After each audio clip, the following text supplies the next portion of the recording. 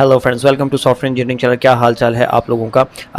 आज के इस लेक्चर के अंदर हम ये देखने वाले हैं कि मैनेज्ड कोड और अनमैनेज्ड कोड में क्या फ़र्क है। ये भी एक बड़ा इंपॉर्टेंट किस्म का क्वेश्चन है और अगर ये आपसे कोई ना भी पूछे तो एटलीस्ट आपको खुद पता होना चाहिए बीइंग अ डेवलपर कि what is the difference between managed and unmanaged code. तो देखें, पहले तो ये नाम से ही जाहिर है कि मैनेज्ड कोड एक ऐसा कोड होता है जिसको कंप्यूटर पर चलाने के लिए बीच में कोई और अथॉरिटी, कोई और सॉफ्टवेयर इन्वॉल्व होकर उसको मैनेज कर रहा होता है। ठीक हो गया, और ताकि कंप्यूटर का बर्डन थोड़ा सा या प्रोसेसर का बर्डन थोड़ा सा कम हो जाए। और अनमैनेज कोड एक ऐसा कोड होता है जो कंप्यूटर पे डायरेक्टली चल रहा होता है और कंप्यूटर खुद ही, प्रोसेसर खुद ही उसके सारे मामलात को डील कर रहा होता है, बीच में कोई और इन्वॉल्व नहीं होता। तो ये तो एक बेसिक एग्जांपल हो गई। अब इसके बाद हम एक कंपैरिजन टेबल के थ्रू मैनेज और अनमैनेज कोड की एग्जांपल्स को देखते हैं और उसको अंडरस्टैंड करने की कोशिश करते हैं। तो अगर हम आगे चलें तो ये हमारा आ गया मैनेज और अनमैनेज कोड का कंपैरिजन टेबल। तो सबसे पहली बात आ जाती है मेमोरी मैनेजमेंट। तो अगर मेमोरी मैनेजमेंट की बात करें तो जो मैनेज्ड कोड होते हैं उनके अंदर मेमोरी मैनेजमेंट ऑटोमेटिक होती है। Automatic in what sense?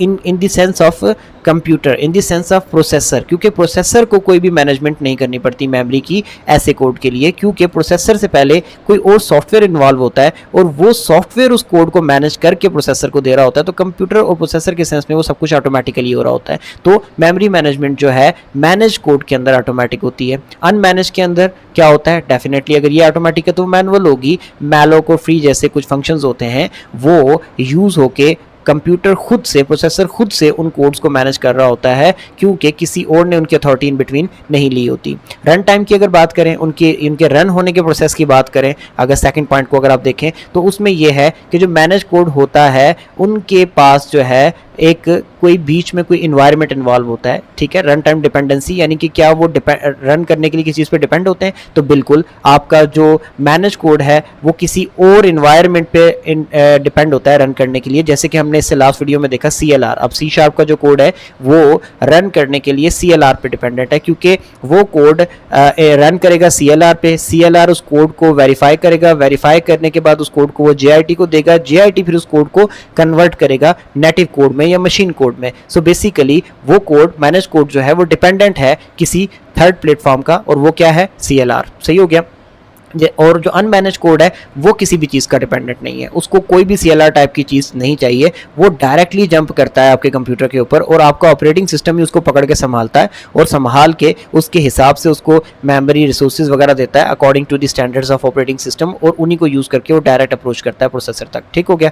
Type safety enforce by run time. Type safety क्या होती है इसके बारे में हम आगे जाके पढ़ेंगे, लेकिन ये है कि टाइप सेफ्टी का जो कंसेप्ट है वो इसमें रन टाइम के थ्रू लगा होता है और इसमें कोई इन्फोर्समेंट नहीं होती। अब लैंग्वेजेस की बात करें, C#, VB.NET जैसी जो लैंग्वेजेस होती हैं वो मैनेज कोड के ऊपर चलती हैं, जबकि C और C++ जैसी जो लैंग्वेजेस हैं वो अनमैनेज कोड कहलाती हैं। और प्लेटफॉर्म टारगेट की बात अगर हम करें तो जो मैनेज कोड होते हैं वो बेसिकली किसी भी प्लेटफॉर्म के ऊपर इजीली चल सकते हैं, क्योंकि मैनेज कोड को डायरेक्टली प्लेटफॉर्म को टारगेट करना ही नहीं होता। मैनेज कोड को CLR पे चलना होता है और CLR की रिस्पॉन्सिबिलिटी होती है वो नीचे अपना प्लेटफॉर्म देखे, हार्डवेयर देखे और उसके बाद उसके मुताबिक उस कोड को कन्वर्ट करके वहां तक पहुंचाए। लेकिन जो अनमैनेज कोड होता है वो ऑपरेटिंग सिस्टम स्पेसिफिक होता है, यानी कि उसके पास कोई भी CLR जैसा कोई चीज़ इन्वॉल्व नहीं होती। तो फिर जो कोड आप विंडो पे चलने के लिए लिखते हो वो मैक पे नहीं चल पाता, वो लिनक्स पे नहीं चल पाता, क्योंकि उसने डायरेक्टली चलना होता है। और डायरेक्टली अगर आपने कोड को लिखा ही विंडोज़ पे चलने के लिए तो मैक पे कैसे चलेगा? ठीक है, तो आपको हर एक ऑपरेटिंग सिस्टम को माइंड में रख के उसके लिए उसके हिसाब से कोड लिखना पड़ता है, जबकि